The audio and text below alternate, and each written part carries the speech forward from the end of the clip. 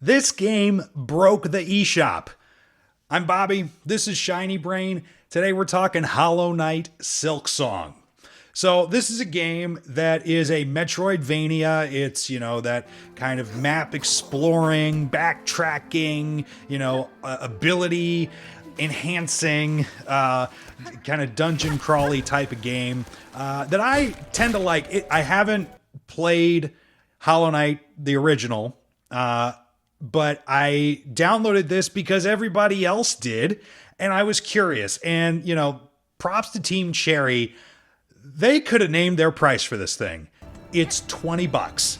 So I played an hour of it last night just to get some thoughts going, and I wanted to share them with you. This is the sequel to 2017's Hollow Knight, made by the same small group of indie developers at Team Cherry. You play as Hornet, who is a supporting character in that game, and this was actually supposed to just be DLC. In 2019, this game was shown off for the very first time. It was playable at E3 at Nintendo's booth. But it's a small team, and their ideas kind of just kept getting bigger and bigger, and the scope expanded.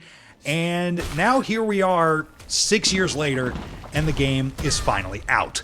But those 6 years were kind of tough for fans of this series to manage, because the team was super tight-lipped after that 2019 playable E3 presence.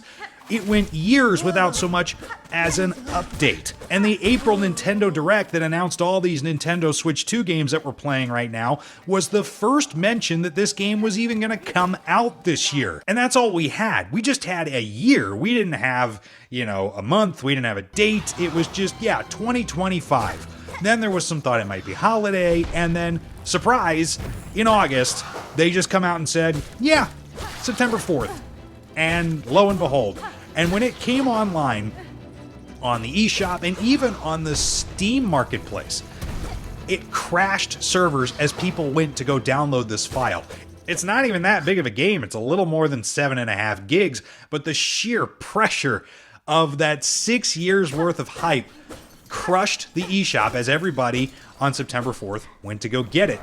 This game, just to give you again, to drive this home, this was Unity's most anticipated game of 2021 and 2024.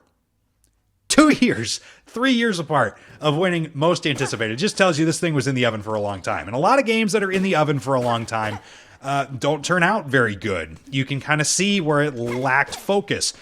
This game starts out my favorite way that a game can start out. There's not a lot of, cutscene exposition. There's not like an over tutorialization. You just wake up and you go explore. Really, you just kind of, you start pressing buttons on the controller like you do. Okay, this one's jump, this one's my attack. And really, that's all you get when you just start out is, your ability to swipe your weapon and your ability to jump. You can look around in a couple of directions, but that's all the controller lets you do. And to that end, I give Team Cherry credit for not feeling the need, to take, 5 minutes and explain, your movement capabilities. We're adults. We'll figure it out. And even if we're not, it's 2 buttons. Well, kids can figure it out too.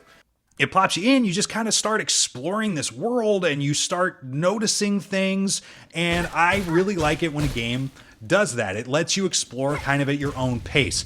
The environment in this game tells a story and draws you in a way that I think is just really smart and really fun. So part of the kind of trick early on is you're not told, hey, go here. There's not a quest marker telling you exactly where you're supposed to go or who you're supposed to talk to. You just kind of have to feel the world out. And there are these moments where you can hear things off in the distance.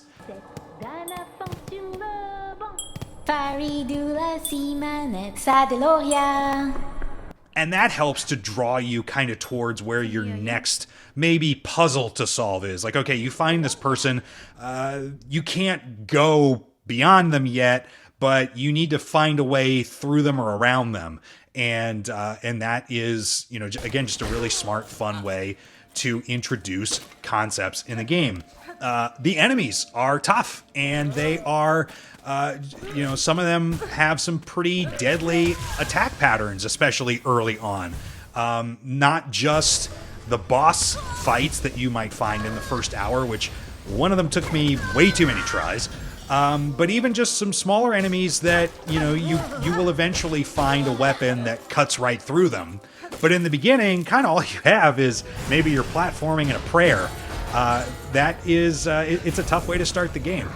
I will say that there are some frustrating moments in the first hour or so of this game that you should be aware of if you want to play it. It's maybe not Souls level difficult, but it is difficult. I mentioned that boss fight that took me quite a few tries.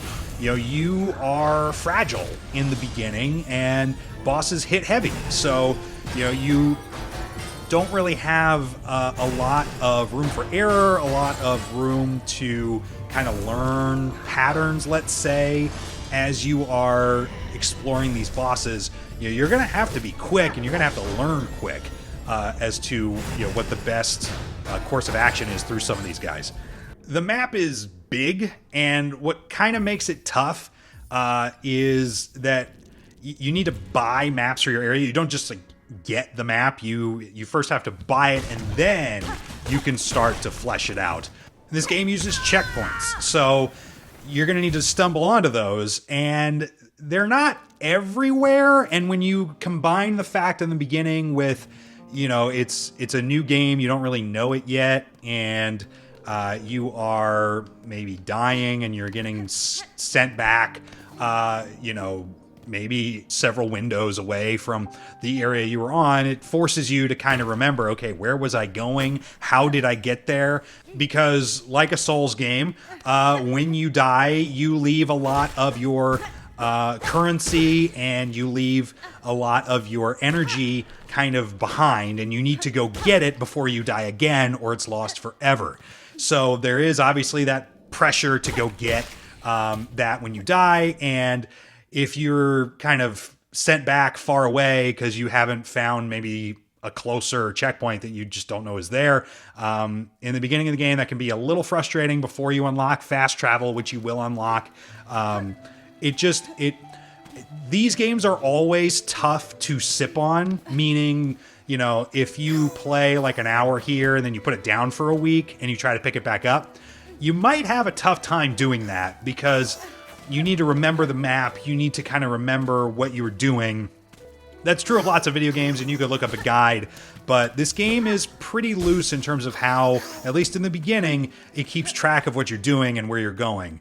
So you'll need to, invest a little bit of yourself and a little bit of time into this game to really get your feet under you and to get going in order to kind of, avoid falling into that pit of, what was I doing? How do I get, where was I going? Do I have what I need? Was I going, like that type of thing in video games that, happens to all of us, I think is especially possible in a game like this. But that said, I'm having a lot of fun with it. I'm going to go back and play it and keep going because I just think that the mob in this case is onto something.